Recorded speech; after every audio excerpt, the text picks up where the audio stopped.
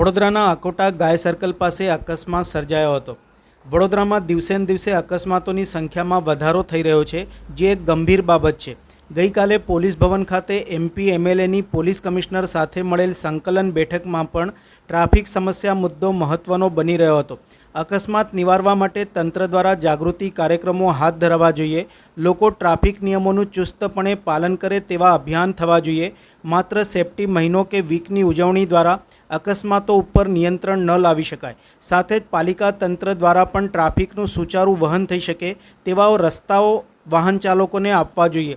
હાલમાં વડોદરા શહેરના રસ્તાઓની જે સ્થિતિ છે તેના કારણે પણ અકસ્માતો વધી રહ્યા છે।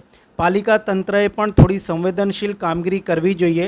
વાહન ચાલકોને પણ એક જાગૃત નાગરિક તરીકે ટ્રાફિકના નિયમોનું પાલન કરવું જોઈએ। પોતાની નજીવી ભૂલથી અકસ્માતમાં કોઈ અન્યને પણ નુકસાન ન થાય કે પોતાને પણ નુકસાન ન થાય તે માટે હર હંમેશ સતર્ક રહેવું જોઈએ અને વાહનના નિયમો પાલન કરી વાહન હંકારવું જોઈએ।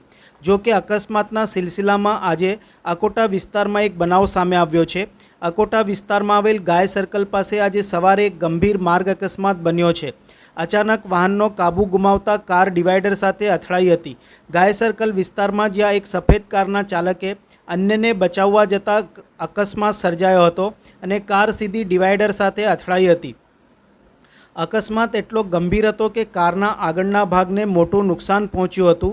આસપાસના લોકો તરત જ ઘટના સ્થળે દોડી આવ્યા હતા અને કાર ચાલકને મદદરૂપ થયા હતા। અકસ્માતના બનાવ સંદર્ભે પોલીસને જાણ કરવામાં આવી હતી।